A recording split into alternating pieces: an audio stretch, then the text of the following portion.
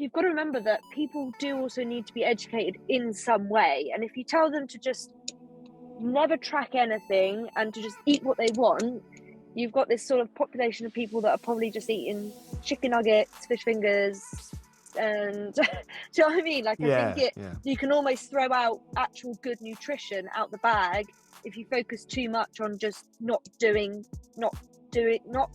at all. If you don't focus on, because diet isn't being on a diet, your diet is just what you eat.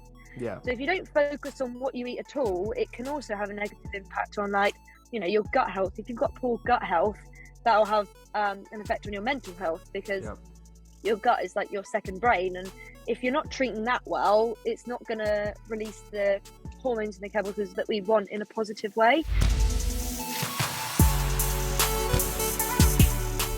Hi, I'm the self-development coach, Johnny Lawrence, and welcome to the Self-Development Podcast. Today is going to be a lot of fun because I get to speak to someone who has been literally cracking me up on social media with all of her amazing reels and fitness knowledge.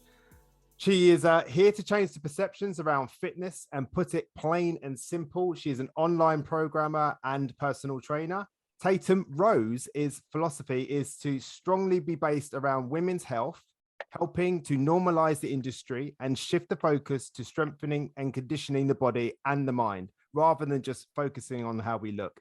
She understands that looking good does make us feel good, but believes it's vital to move the body well to make sure that we get the most out of our life and enjoy movement. How are you today, Tatum? I'm very well, thank you very much. How are you? I'm always good. Well, I'm not always good. That's a lie, actually. You can't always be good. No, you can't always good. But I'm very good today. I've had a very productive morning, and Good. Things are going okay, man. So we're all good. How about you? Yeah, good. Yeah, busy morning. Had a few clients this morning. Which is going well. A few face to face, and I've actually got one Zoom client at the minute, which is good fun. Not something that I ever thought about doing, but somebody reached out to me and said, I've got a home gym, would you teach me on Zoom? And I was like, yeah, right. So had her, so that was pretty good.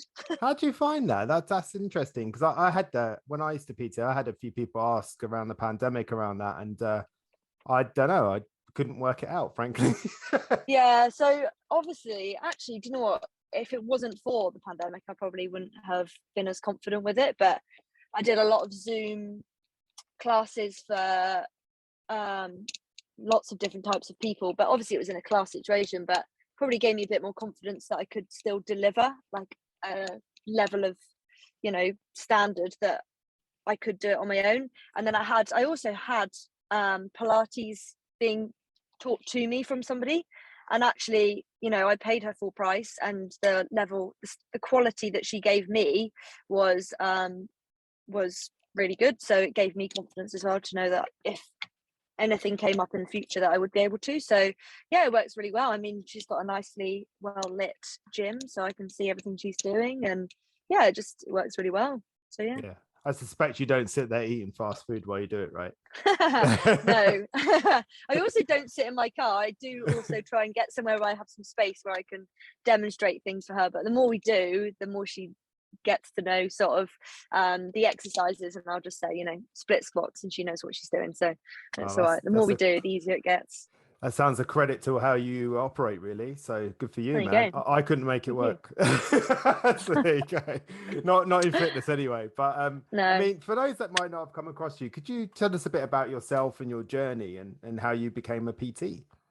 Yeah, so I can't say I've always wanted to be a PT. Like, I didn't, you know, when I was at school and all the rest of it, it's not really what I thought I was going to do.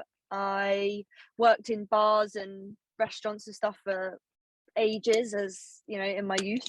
Not that I'm not still young, but in like my teens and stuff, which was really good fun. Actually, you learn so much working with the general population, and you do see the worst of them, I think, sometimes in hospitality, because they kind of treat you like, sometimes, not everybody, but you can be, you know, treated quite poorly, and it gives you a bit of a thick skin, and you do learn a lot with how to deal with people. But no, I've always been into fitness. Throughout school, I was always the sporty one, and then at college I did a BTEC in sports coaching, did really well, really enjoyed it. It was quite practical, so we were always playing rounders and netball and all the rest of it. And then continued, I wasn't really sure, but I did kind of end up going down to continue to do a degree still in Cornwall, so I didn't go away to do it. I stayed where I am now and did sports rehabilitation. So I wasn't going to do it. It was kind of like a last minute application. And actually one of the reasons why I chose to do it was because I really liked my lecturer at college, and she was the sports rehab lecturer within my BTEC course. So then I was like, oh, maybe I'll do that because I liked her. And I learned a lot, but I decided I didn't want to be like a physio or anything like that. I thought maybe I wanted to be like a sports physio for like a rugby team or something cool like that, but it wasn't quite right. And I think actually if you want to do physio, you've got to do it properly, and you've got to study for quite a long time, and my attention span's quite short. So so I did what I needed to do there, learned a lot, and then continued just working in bars and restaurants. And then sort of one day decided maybe I'll do my course. And it actually my boyfriend Chris, who's great, he kind of pushed me to do it, because I guess sometimes you don't see your own potential. And he was like, you obviously enjoy it, and it would be a really good thing that would give you freedom in the future. So yeah, my parents live in Australia and I was living there at the time, so I went and did my course in Australia, and then sort of thought I'd see how it went. I ended up, I felt really confident when I was there doing it in Australia, because I realized that with my degree, with my course, that I actually knew quite a lot more than quite a lot of people that enter the fitness industry. So that gave me a lot of confidence, and even though I was in a foreign country, I still had that confidence. So yeah, that was really good. And it's just kind of gone from there really, and it's just day by day just chipping away and building it. But confidence has grown throughout the years of doing it. But yeah, it's been amazing. It's been great. I can't imagine not doing it. What do you think it was that drew you to wanting to help people? Because I think that's the significant thing in the fitness industry. Yes, it's about exercise and fitness and dieting and all these different stuff, or not dieting, but food. But I mean, ultimately what you're trying to do is improve that person's life. I mean, so what do you think it was that sort of drew you to wanting to help people? I don't know really. I have always liked helping people. I do like people. I like talking to people. I think that probably actually like with what you do, that you see people and I don't know, I've always just felt that I can always give to people. And I think that some people have unfortunate sort of situations which means that their mindset's not quite in the right place, or they've just, I don't know, it's just something's just not right there for them. And sometimes they just need that push to be better. And everyone has choice, and everyone has a choice to feel crappy or to feel better. And I think that it's only small changes you need to make, day by day, that can make someone feel better. And I just like that I can help people like that. I don't know, I guess it's just in my nature, and some people would much rather work away from other people, which is fine. But I think I know a few of those people. Really me too, and fair enough. And I actually, after working hospitality, I thought I wasn't one of those people, and I thought, oh god, I hate people and all the rest of it. But actually, I don't. And I think that people just need a little bit of kindness sometimes, and a little bit of help. Yeah, and I think it's nice to sometimes feel like you're fighting in someone's corner, right? That you actually got their back, and you catch all of those, maybe that negative self-talk that they continue to say, and you keep going, haha, no, I'm not going to let you get away with that. And actually something I find beautiful about the fitness industry is it's, as a trainer, it's an opportunity every time to show them how good they are, to set them up to win and not to fail, and to keep reinforcing it session after session. And I know that's most likely what you're doing, I would imagine. And like movement is one of the best things you can do as well. And I think people just forget that, like, even just going for a walk, or you know, it doesn't have to be that you go to the gym or whatever. Like, if you really don't want to go that day, it's fine. But I think people forget how good moving your body is, and it's not just about the body, it's also about your mind, and those two come so hand in hand that because of the fitness industry has pushed, you know, image and diet and all this stuff, that it gets forgotten that actually it helps your mindset and your, you know, how you carry out day-to-day, you know, chores, and how you react to things in life as well. So it's just like, it's just never been spoken about, never been, like, you know, covered. So yeah, I love that. I love that, the way you relate the two, because it's so important, isn't it? Because evidently when somebody gets in the gym, it's not just the physical changes that you notice, it's their confidence, it's their self-esteem, it's all of that stuff that goes into their life, and that then has a knock-on effect on everything else. Maybe they've got children, maybe they've got a partner, and that starts to enhance their life too, because no one wants to be around someone who's grumpy. yeah, exactly. That's no fun. No, so it's wonderful. I mean, I'm going to hit you with an icebreaker question here. Look, what do you think one of the hardest things that you've ever been through in your life is? Deep.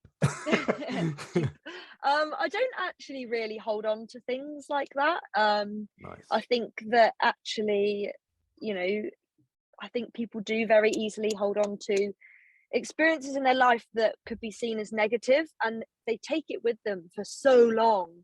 And that's actually, you know, when I'd sort of step in and sort of help people, not, you know, not as a like, you know, there's other people that would step in before that maybe, but you can see that people are, like, hold on to negative experiences that they found hard in the past, and it just weighs on them. So, you know, while things that have come up in life that I've had to deal with and jump over, I always will make it into a positive. You know, like when mum left and moved to Australia, like, you know, I didn't have a family home here. We don't have much family in Cornwall, so obviously that was hard. But, you know, on the flip, it was a bit turbulent. But on the flip side of that, like, my mum lives in Australia, like, I've got free accommodation. You know, like, I've got free accommodation to Australia, like, and nothing is ever hard, you know. Yeah, it's a challenge and you get over it. But if you continue to hold on to hard experiences or negative experiences, like, that's when you just, like, drag yourself down. And I just think that, like, you know, whatever, you know, in the future, you know, I don't know what's coming at me, but whatever comes at me, you know, that's my fate. That's what's coming, and I'm going to be determined that it's not going to be seen as a hard negative experience. It's just going to be, this is what I've got, and this is how I'm going to turn it around and make it into something positive, because I'm not going to spend my life being negative and feeling sorry for myself. It's just not how I'm going to do it. I mean, when I work with clients, one of the things that I often try to do is eradicate the words negative and positive from their vocabulary, and try to get them to replace it with helpful or unhelpful. Because there are things that are very easily seen as negative, but actually, under the right context, it is entirely possible that they could become positive. So labeling it negative and positive doesn't make space for that. You know, whereas helpful and unhelpful, we've all had things that are helpful and unhelpful, and we know that sometimes things can be helpful in unhelpful situations, if that makes sense. So of course, I try to encourage that with people. But I mean, getting on to fitness, what are some of the perceptions around fitness that you would most like to see change, do you think? Perceptions around fitness. So the things that you might see on Instagram or things like that, like some of the things that people are pushing at the moment, that you, every time you see it, you roll your eyes and go, oh. It's mainly the quick fixes that get me, and actually quite a lot of people who resonate on the same sort of wavelength as me within the industry, is that, you know, all the time it's just about, do this quickly, do this in 6 weeks, do this in however much time, and everyone's always just, like, chasing their tail for, like, the next thing. And it's like, why can't you just enjoy the journey? You know, why can't you just enjoy each day? Because if you keep looking forward, like, you're just going to keep tripping over. I just think that, I like that, you know, these bubble tea, whatever it was, what is it, that tea that they had, and then like all these juice cleanses, Yeah. and I know that's like a really basic thing for personal trainers to probably hate upon, but you know, there's personal trainers that sell it, and there's personal trainers that will sell you like a quick program fix, and it's like, just enjoy the process. Like, life isn't always just about, you know, catching your tail. You know, you've got to, and then people are always wanting what they can't have, and you know, I'll have clients who look a certain way, and then I'll have clients who look completely the other way, and one will say, oh, I wish I looked like that one, and the other one will be, oh, I wish I looked like that one. So there's that thing of like, this person always wants this person's thing, and this person wants this person's thing. Like, you're always gonna want what you can't have, and I think that's just human nature. But that comparison, yeah, isn't it? Yeah, and but no, just in the fitness industry, it's just that, and just fake sales of programming and nutrition stuff. There's a lot of it, and it would probably, as a long list. It's a long old list. I mean, you bring up comparison, and that's a massive thing in the fitness industry. You know, I remember a lot of people, and unfortunately mainly females, I observed, and I worked a lot with females in the fitness industry, and there's that comparing themselves to other people, even though that person is taller or shorter or a completely different, you know, culture, you know, and there's certain things that aren't possible. You know, there are certain genetical things that aren't possible for some people to achieve, but yet they strive to achieve it, and then inevitably fail and then feel like a failure. But one of the things I often used to say to people is, like, sometimes when you're comparing yourself to somebody else, actually what's going on is you're looking at something that you want, and actually, isn't that the definition of aspiration or inspiration, you know? But yet people seem to look at it and get negative about it, and like you just said, exactly as you just said, you know, they focus on what they haven't got instead of what they have got, because as you rightly pointed out, the next person's looking at them saying, I wish I had that, you know. So it's like, what game are we playing here? None of the rules make sense. It's crazy, you know. So I think that's a really good point, and I'm glad you brought it up, you know. I really am.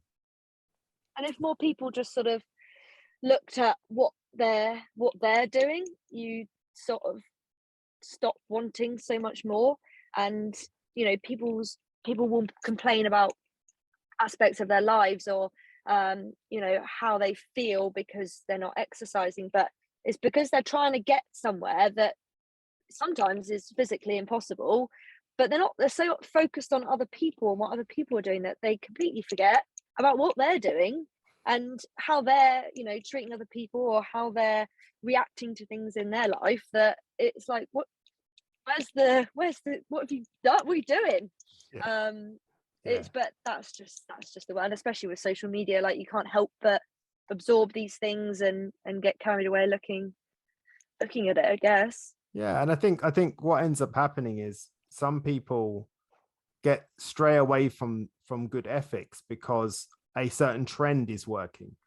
You know, a certain trend is working, and if you do this on TikTok or you do this on Instagram, then you're going to get more followers and all that sort of stuff, forgetting the point of, like, hey, we're here to inspire, we're here to motivate, we're here to encourage people and support people and give them knowledge, which is what I think you do so well, is that you have a bit of fun. Like, as I said at the beginning, I very often laugh at your reels because they're brilliant.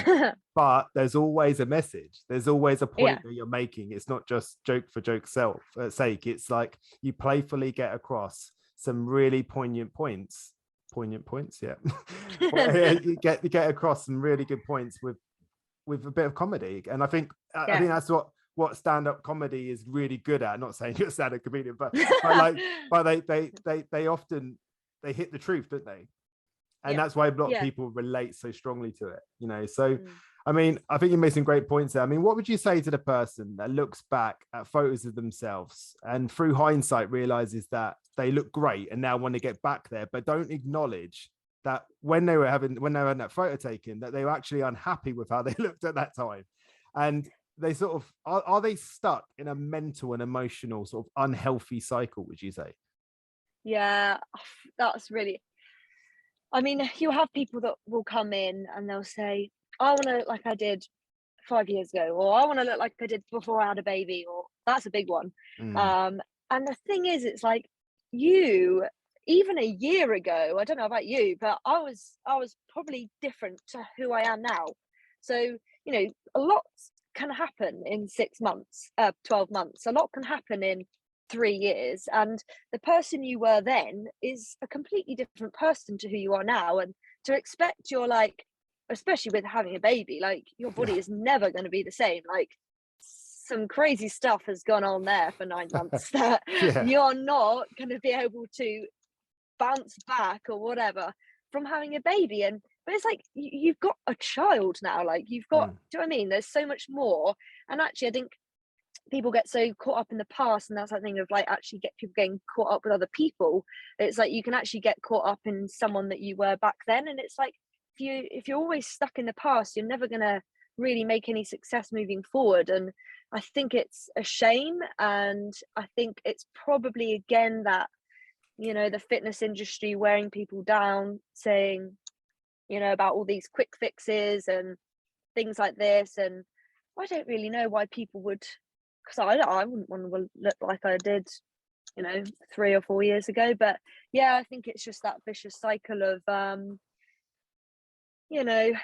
life changes, whatever it might be. They've got married, they've settled down, they're not moving as much. But I think I always say to people who are in a little bit of a rut, or who have come through a lot, they've I've got one particular client who's had a particularly traumatic experience, and some days she'll come in and I don't feel very good about this today, and blah blah. And it's like, if you look back to where you were a year ago and you were going through recovery from cancer, it's like you are in a way stronger position than you are now. But you've got to almost think back to that time and remember that you were in a worse place then to where you are now, and just try and again take those positives from those negatives.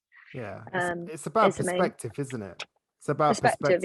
Yeah. And I mean, I think that when somebody, as you bring up, like when a lady has a baby, it doesn't mean that they can't look good afterwards. They can still look good, but they will be different. And it's about embracing those differences, because frankly, they're here forever.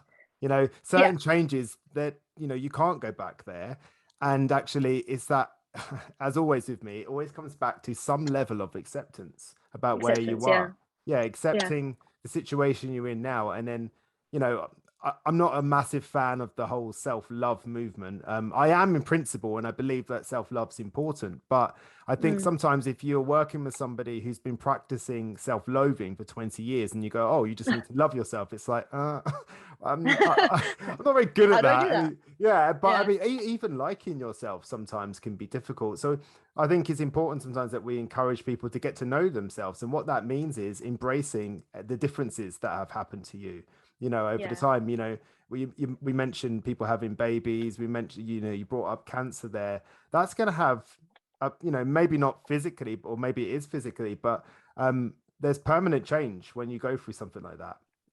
But that you have to kind of come to terms with, I suppose, and accept. And accept doesn't mean you got to like it or anything like that. It just means that you kind of go, okay, this is where I'm at. What can I do, not what can't I do, And I think you can make a situation whatever you like, and you can look at it from whichever angle, and you can go, this really horrible thing happened to me and now I've got this forever, like, oh god. Or you can say, this has happened and this is actually my sort of scar, or whatever it is, that's told the tale of how I've survived this and how I've got through this. And it's like, that's an ode to you, like, well, good for you, like you've got through that.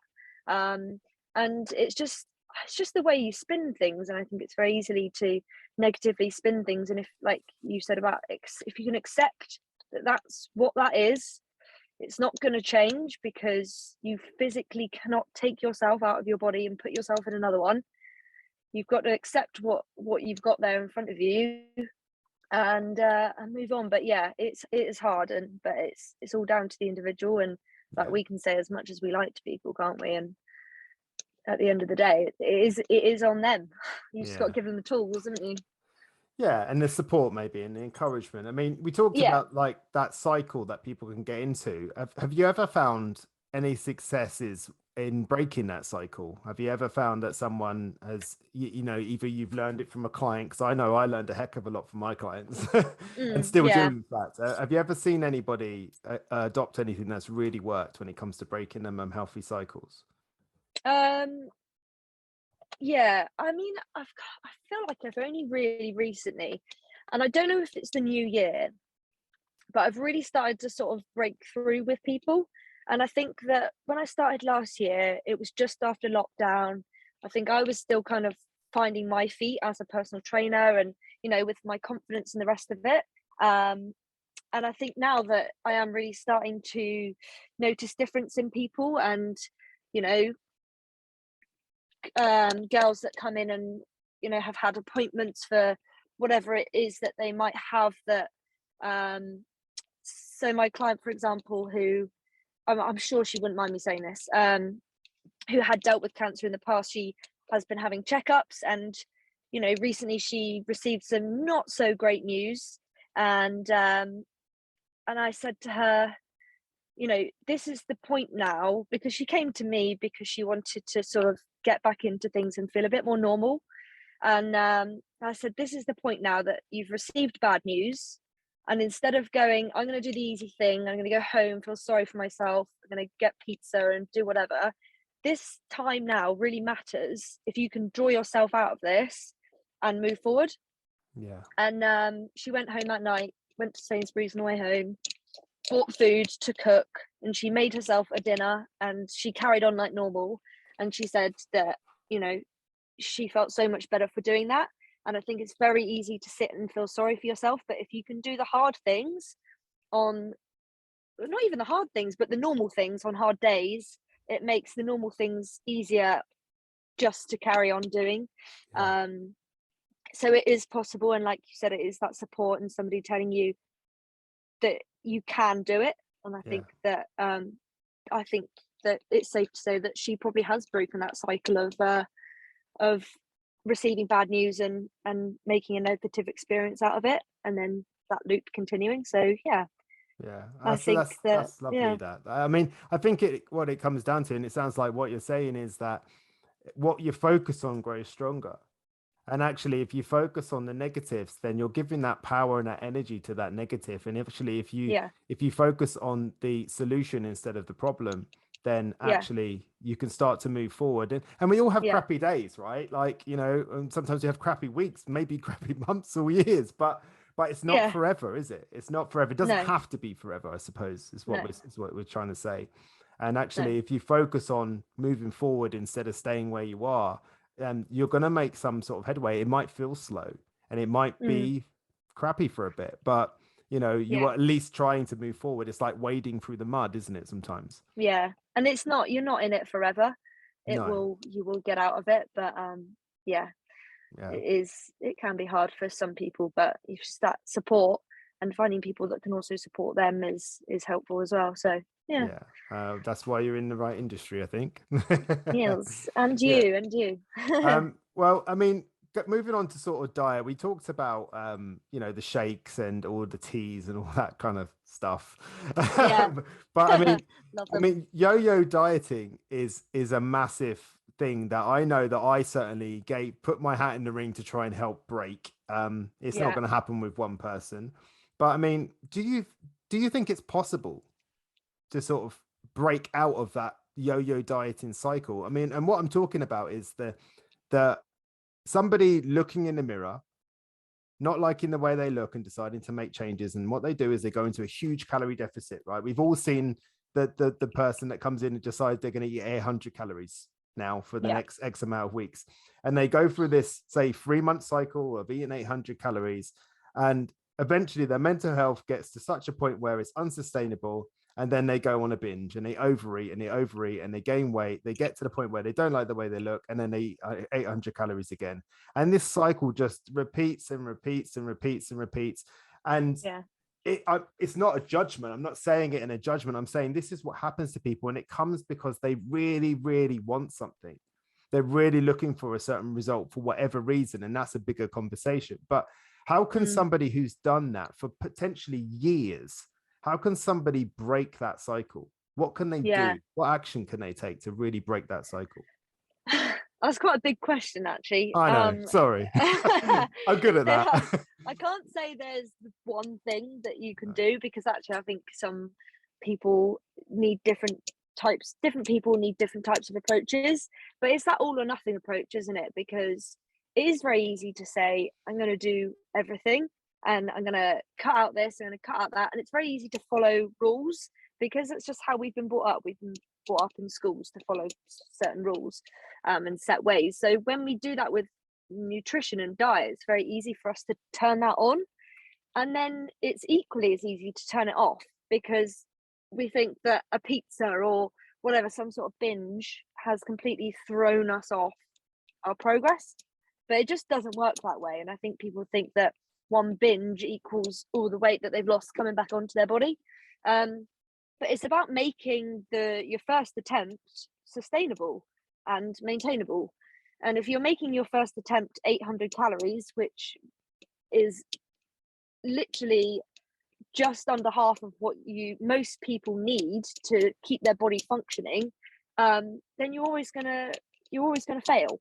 I don't think I've heard of one person that's successfully eaten 800 calories for their whole lives. So like, where is the evidence that it's sustainable for a real human being? But yeah, making that first attempt maintainable, and whether that be that you invest into a coach or a PT to help you learn, because at the end of the day, knowledge is the biggest thing that I bang on about, that knowledge is power. And if you don't know what you're doing, you're never going to understand why you're doing it. So I love investing that you brought into that up. yeah, I love that. I love that. it's a massive thing. And I think that investing into somebody that can help you, or taking the time to find somebody who will help you. I mean, not many qualified people will help you for free, unfortunately. I wish I could help more people for free, but I can't. Because knowledge is power, and learning why you need a certain amount of calories, learning what sort of foods are going to fuel you efficiently, learning why movement is good, and energy balance is that main thing. And it's actually quite a simple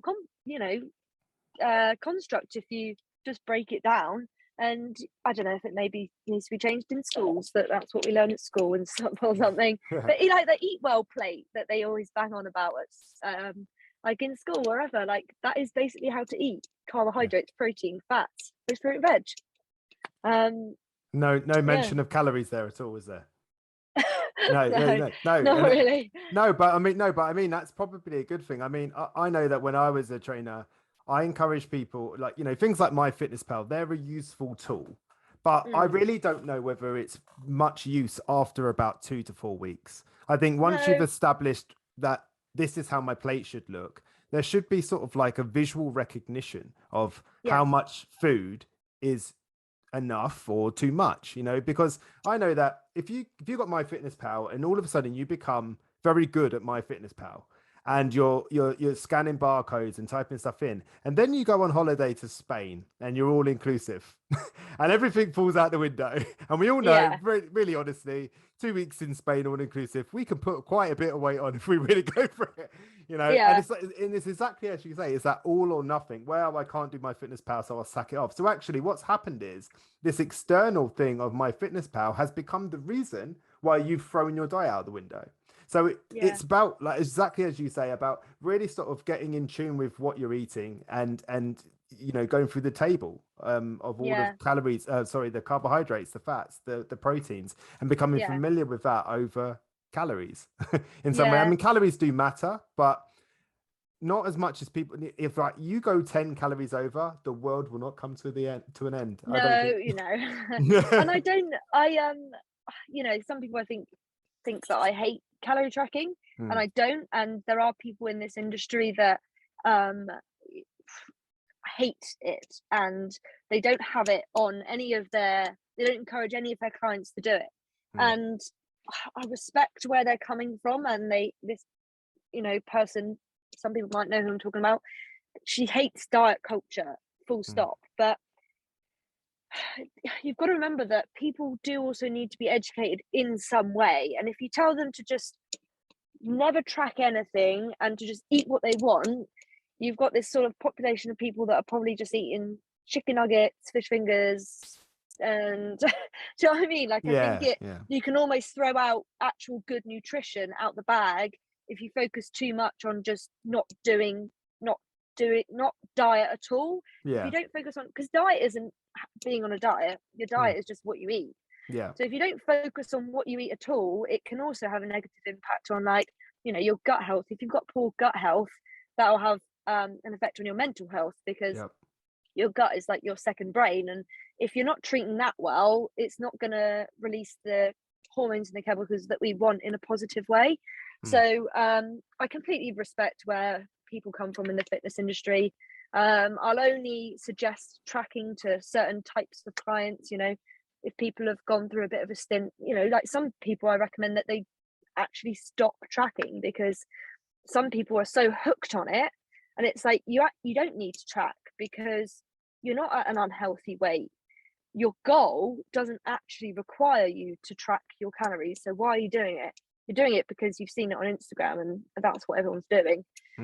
So yeah, it's not for everybody, and I think it does need to be, you know, I would recommend it generally, but you know, for paying clients, I'd be more specific with who I recommend it to. But you can't please everybody, and somebody's going to be offended. You know, wherever you go, you tell someone to track, they'll be offended. You tell someone not to track, they'll be offended. Like, you can't always get it right, can you? But do you think time is a big factor as well? So, like, you know, you mentioned like people do the transformations and stuff, like, you know, I don't know, 6 weeks, 12 weeks. And I love that what you said right at the beginning there, where you said, like, you know, what's the rush? You know, enjoy it. And I think sometimes when people put time consequences on that, that can have an impact as well. And that's when people start doing, like, I don't know, the slimming shakes and things like that, you know, because they feel like they've got their time's running out, or maybe they got a wedding, maybe they got a holiday, I don't know. But actually and honestly, like, if you want to make positive permanent change, it's going to have to be a long time sustainable thing. 800 calories shakes, all these different things, they're not sustainable long term. As you said, I've never met anybody that's eating 800 calories for the rest of their life. It's like crazy. Like, it's crazy. And I think that if you do have, you know, a goal to work towards, one of my clients is going on holiday in April, 4 months. That's a very long time. Thank you for giving me a nice, you know, long amount of time to work with you. You know, someone's getting married in May. Again, that is a nice, decent amount of time to do something and make a change, a positive change, but nothing dramatic. And I always say, you know, you're not going to look like this, you're not going to look like that.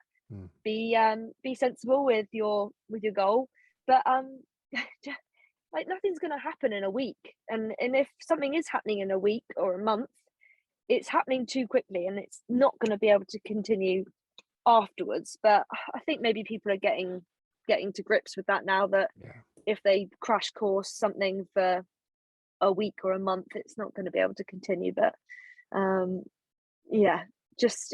good things take time.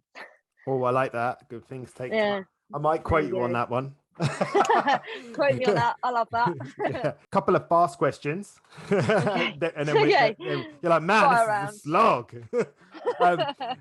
You know, for those that don't understand, what are the benefits of resistance training and lifting weights? Well, it's all the boring stuff, like increased bone density, and obviously being strong and preventing against injury, but it makes you feel pretty great. Some people who've never tried weightlifting before come in and absolutely love it. If you want that toned look that everyone's going after, you can't just jump on a treadmill, lose weight and expect to be toned. To be toned, you need to build muscle. So yeah, being strong is the best thing ever. Nothing weak will ever last. And it makes you feel great. Check you out, Yoda. Another one. Will lifting weights make women bulky? No, we just don't have the amount of testosterone in us to make us look bulky, unfortunately. Not unfortunately, depends, I guess, on your goal. But you know, some girls are broader, some are narrower. If you have quite broad shoulders, it might make you look a little bit broader, but it really depends on the individual and your body type and all the rest of it. But no, we do not have the required amount of testosterone in our bodies to grow muscle to the extent that men do. That is coming from a female trainer. I love that. Yes. Yeah. I've got no biceps. I've trained for 6+ years and I've still got no biceps. I feel an angry rant coming on. Yeah, where's my biceps? Is there such thing as a fat burning workout? No. Well, no. You no, I'm just gonna say no. There's no such thing. You've got, if you want to burn fat or if you want to lose body fat, you need to be eating less calories in a day than your body needs at an appropriate level. But you cannot jump on a treadmill for 30 minutes in a fat burning zone because the treadmill said so and be burning fat. It doesn't work the way you think it does in your head, unfortunately. Sorry. Do you believe that you have to have aching muscles to consider your workout a success? No. Actually, if you don't ache after a workout, it's probably a good thing because it means you're recovering effectively. It means you're sleeping well, it means you're eating well, it means your body's able to adapt to what you've just got it to do. Granted, after your first session in with somebody, or your program changes up slightly, you might get a bit of muscle soreness the next day because you're challenging your body in a different way. But to continuously be chasing that sore feeling is literally the wrong thing to be doing, because you're not recovering, you're not making the progress because you're continuously damaging. So don't chase it, but it will happen every now and then. I remember when I used to have that first session, as you mentioned, with clients, and I'd check in the next day and all I'd get was certain emojis. And I'm like, okay, I'll speak to you soon. Bye. Yeah, so sorry, bye. No, you can't help it after a first and you session, can't warn them enough, can you? Like you sort of want to warn them without putting them off. It's very difficult. Like it's a difficult place to sit. You just want to get through that first sort of 2 weeks, really, don't you? Just when they're acclimatized. Last couple of questions and then I'll let you go because I know you're a busy person. What's one of the greatest lessons you think you've learned in your life that you feel would benefit other people? Greatest lesson. I feel like I've learned quite a lot actually in my 25 years. You're quite wise. Thank you. Do you know what? Greatest lesson. Oh, why is this so hard? This is gonna probably sound a little bit like that, but to always find the positive, or the helpful outcome from an unhelpful situation, because that's just going to start you off for a positive mindset. I think whatever negative happens in your day, even if you spill your coffee at the start of the day, there's a positive in that. Maybe you just weren't meant to leave the house at that time of the day. Maybe you've avoided a car crash or something. There's always a positive, so always finding the positive. That's always what I live by, really. You have to be open-minded to looking for it, don't you? I think is the start. You do. You have got to open your mind to it, but the more you do it, the easier it gets. I remember saying that to my wife once, and then I stubbed my toe a little while afterwards and she went, "Where's the positive?" And I was just like, whatever. Well, it made us both laugh. There you go. Yeah, it happened for a reason. I mean, like, last thing, what advice would you have given yourself of 10 years ago, do you think? So talking about your personal development, really, from 10 years ago till now, sort of, if you could go back to 10 years ago, what advice do you think you'd give yourself? Well, just keep going as you are, really. Love it. Keep your head down, keep enjoying life. Like, don't let anybody drag you down. Like, you've got to, and just take opportunities, because it's very easy to say no to things, isn't it? So take more opportunities. But no, I'm very happy with where I am now. So I think that if I went and saw myself 15 years ago, I'd probably just let her carry on doing what she's doing. I love it. That's great, man. That really is. So just finishing up, what's next for you, and sort of where can people find you on social and stuff like that? What's next for me? I'm doing my pre and postnatal level 3 qualification at the minute, which is fascinating, very eye-opening to learn about pregnancy. As it put But you off having children. I definitely wish that there was a choice. If men could do it instead, I'd love to just pile that off. But no, I have a it's an theory that amazing thing. if men had the chance, like, to give birth, they would have come out of having given birth, and the next man would have said, like, so Yeah. how was that? And he would have said, rubbish, don't do it. And that would have been the end of the human race. Yeah. Yeah, So true. Yeah. There would be no one around. Yeah, so I'm doing that. So be quite nice to coach some ladies through pregnancy and after pregnancy. But yeah, biggest thing is in August, me and Chris are moving to the other side of the world. So we're going to go and do a stint in Australia. So I've got citizenship over there, which is pretty cool. So I don't really have to worry about getting in. I just show my passport and I'm there. So hopefully set myself up probably mostly online for the minute. From August. And then if I could get some face-to-face clients over there, that would be great. But the online stuff is so flexible that I would quite like to push that going forward. Yeah, and where to find me? On Instagram, Tatum Rose Training with 2 underscores in between Tatum and Rose.